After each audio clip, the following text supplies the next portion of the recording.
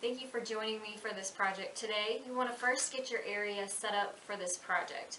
You're going to need a piece of cardboard and you're going to need several layers of newspaper to put down.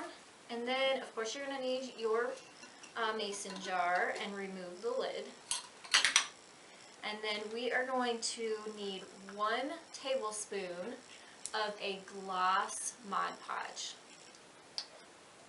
So you're just going to measure it out.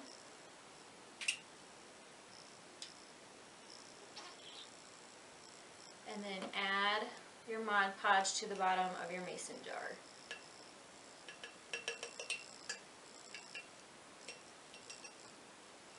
And then you're going to need 1/2 of a tablespoon of water.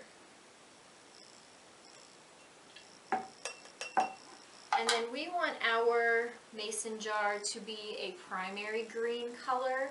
I'm actually going to be using it in my St. Patrick's Day decor. So we're going to add 9 drops of green food coloring to this mixture.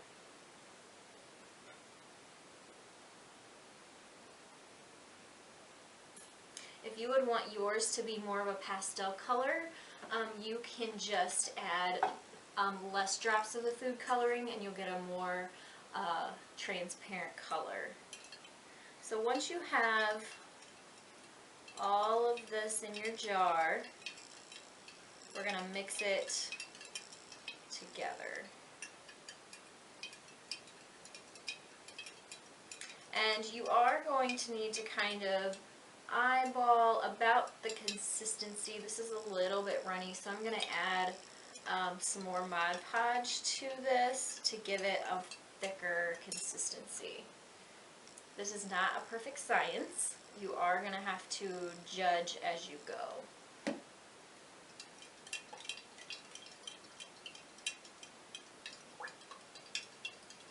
You could add less water to start with too, and then maybe you won't have to use so much Mod Podge.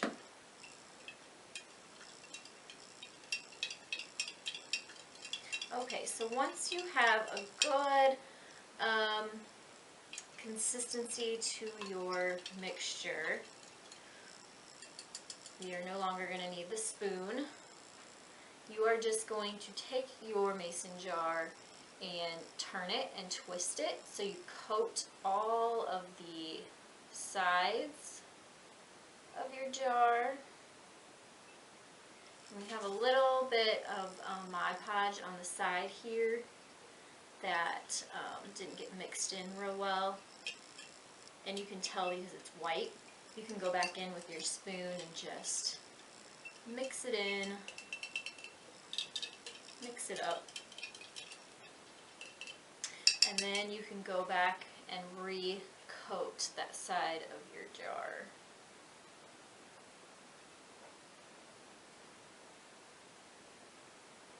Alright, and then we're gonna work our way up to the lip of the jar, being careful not to spill.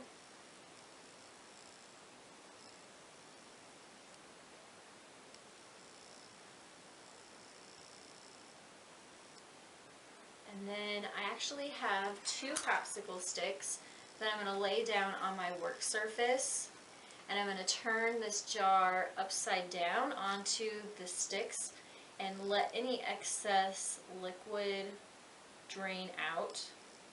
We are going to let this jar sit upside down for about 20 minutes, and then we are going to, here, we'll just turn this upside down here.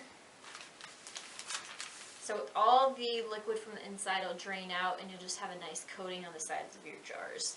So once you've let this sit for about 20 minutes, you're going to take a tinfoil lined cookie sheet and you're going to, I'm going to put mine upside down on here and put it in the oven for 250 degrees for about an hour. And then we'll come back and show you our finished piece. So stay tuned.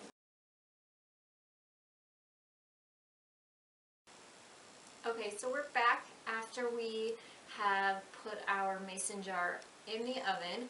This actually took about an hour to dry and it still has a little bit ways to go. But I'm going to go ahead and show you how I'm going to add a little bit of St. Patrick's Day embellishment to this project. So I just have some Martha Stewart Craft metallic gold paint, a foam paintbrush, and then I cut out a shamrock with my silhouette onto contact paper. I'm going to use this as a stencil. So first I'm going to weed out the actual shamrock, and I'm not going to use that part. I'm going to use the outside. So we just peeled off our contact paper from the paper backing, and we have adhered it to the front of our jar. And we're going to take a little bit of the metallic paint and our foam paintbrush and kind of blot some of it off before you start painting on your glass so that it doesn't pour into and underneath the stencil. So you're just going to tap up and down and cover the whole inside of your shamrock.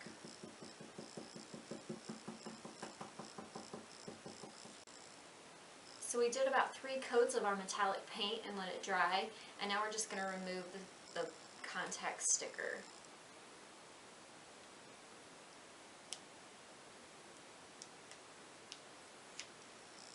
And that's all there is to it to make your own St. Patrick's Day mason jar. If this video inspired you, give it a thumbs up. Join us every Monday through Friday for new DIY videos and hit the subscribe button. And if you try this project for yourself, leave me a comment below and let me know how yours turned out.